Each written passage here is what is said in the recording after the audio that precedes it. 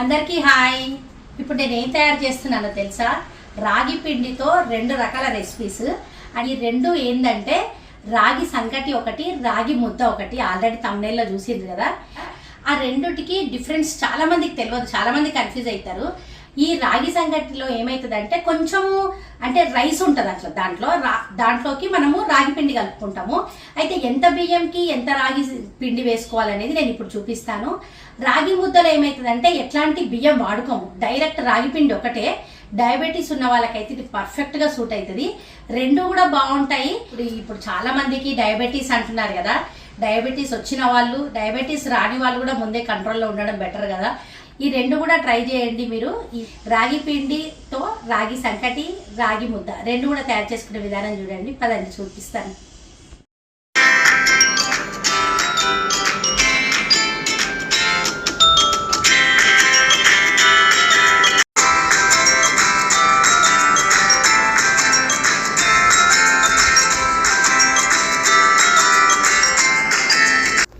ఇక్కడ ఫస్ట్ రాగి సంకటి తయారు చేసుకోవడం చూపిస్తా. దీనికోసం ఒక చిన్న గ్లాసు బియ్యం తీసుకొని చూపిస్తున్నా.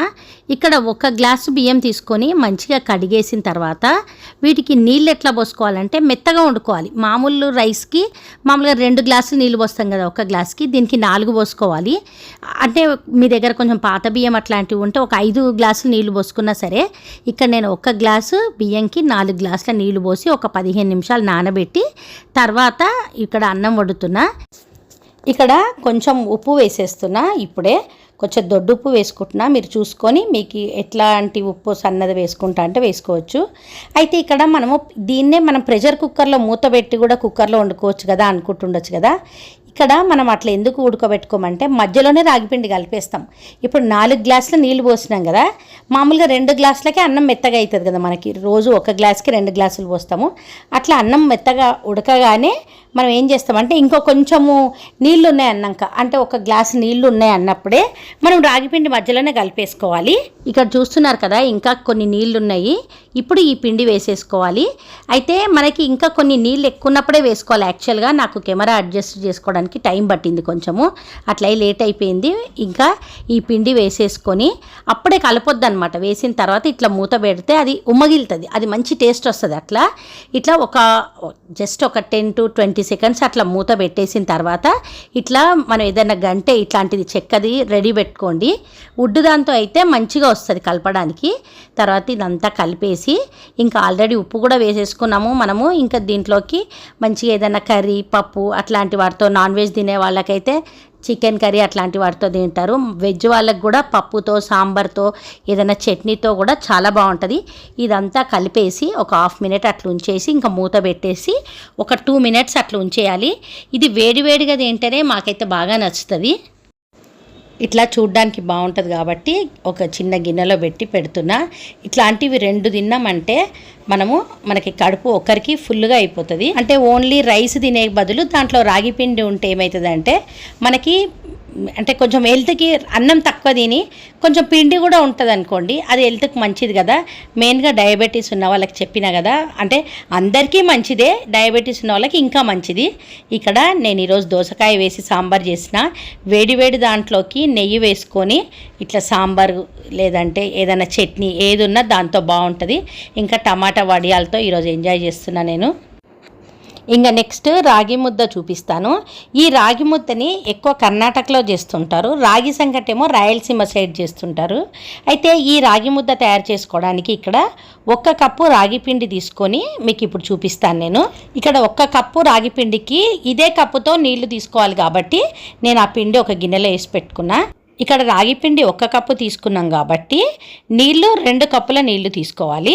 ఇక్కడ దీనికి తగ్గట్టుగా కొంచెం సాల్ట్ వేసుకొని కొంచెం నెయ్యి కానీ నూనె కానీ, అంటే పిండి మరీ ఇట్లా ఉండలుగా ముద్దల్లాగా కాకుండా ఉండడానికని కొంచెం నెయ్యి వేసుకున్న ఒక 1/2 టీ స్పూన్ అంతా.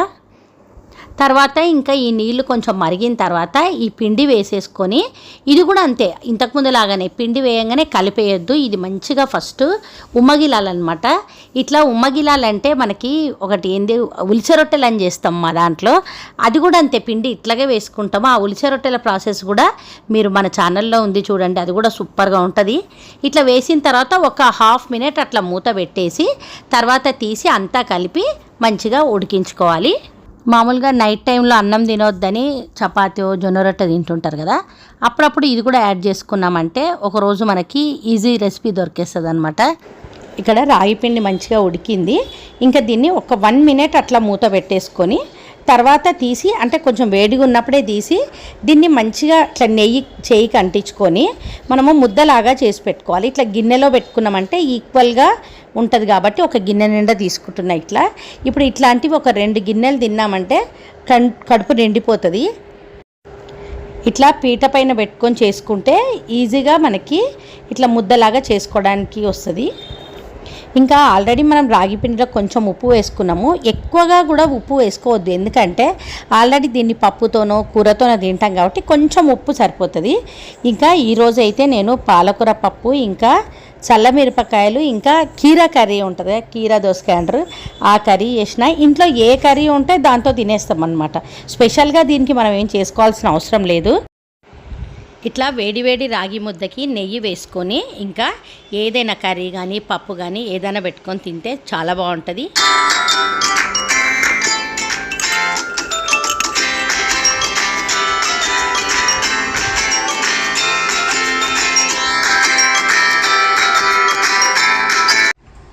చూసిరు కదా రాగి సంకటి, రాగి ముద్ద రెండు కూడా ట్రై చేయండి.